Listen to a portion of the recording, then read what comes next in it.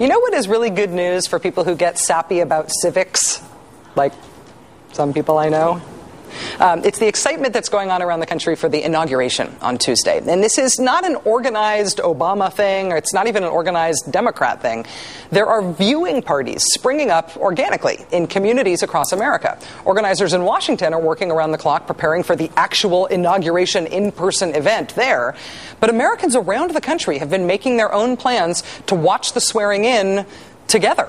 Local papers coast to coast are filled with reports of unofficial viewing parties that are happening everywhere from people's private homes to coffee shops and churches and bars and schools and museums. Cincinnati, for example, they're hosting a viewing party in the city's central square. Kansas City is going to be opening its Civic Center to an expected crowd of over 1,000 people. In the Boston area, state libraries are hosting parties where people can gather to watch.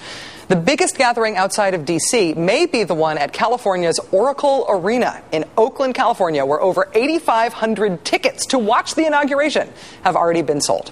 Even MSNBC is helping to foster community viewing parties. Not to shill here ostentatiously or anything, but I think this is cool. We have a deal with Screen Vision to put MSNBC's coverage of the inauguration in 27 movie theaters around the country. Free tickets are currently being given out at msnbcevents.com. I think that's very cool.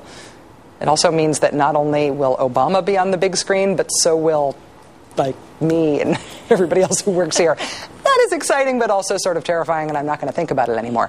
Our next guest will be celebrating President Bush's exit as well as Barack Obama's entrance in her own unique way. Joining us now is my friend, humorist Kate Clinton, author of the book I Told You So, which is out in March. Kate, it is so nice to see you. I'm sorry I called you unique there almost. I hope that I meant it in a good way. Okay.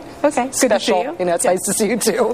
So you have a very specific plan for the day before the inauguration. That's sort of a bye-bye Bush. Yes, it is the day of service that the Obama family has called for. Right. And so my service, I believe that the legacy, and you've been following the legacy beautifully, the legacy of George Bush is clean up on aisle 5. So we all had to have a little job, and I decided that we should sage the White House. Sage as a verb. Sage, which means, well, remember when George went to Machu Picchu? He doesn't either.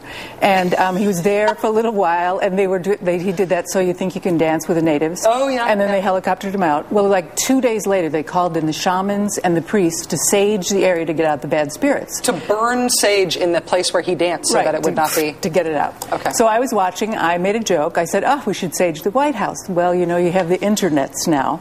And so we decided to actually do it. But you can't get anywhere near there's security. Did you know that? Yeah, particularly with something on fire. Oh, yeah. Yeah, herb on fire. And after the little, you know, the Rick Warren thing, which none of us are happy about yet, we decided that since we can't get near the White House, we would do it at DuPont Circle. So at 6 o'clock on Martin Luther King Day. On Monday, Martin Luther King Day. At 6 o'clock, we are going to sage the White House from DuPont Circle.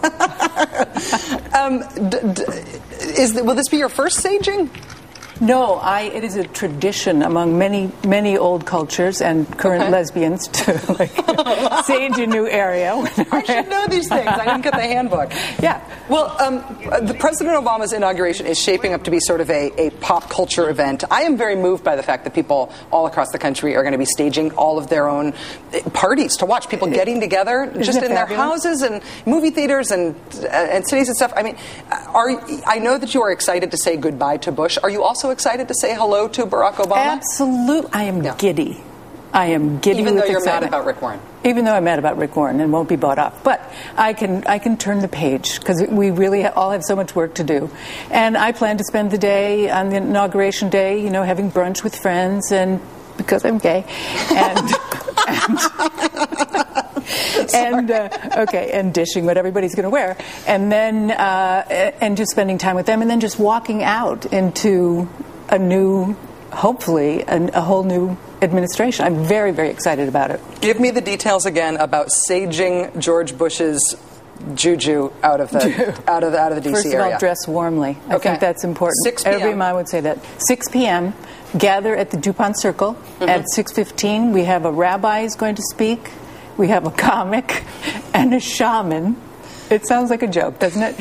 And we are going to sage and light up our sage sticks and send out the bad spirits. Okay. And it will be very cleansing and also undoubtedly very hilarious. Kate Clinton, it's very nice to see you here. Thanks for coming in. Thank you. Kate's new book is called I Told You So. It comes out in March, is that right? Okay, thanks.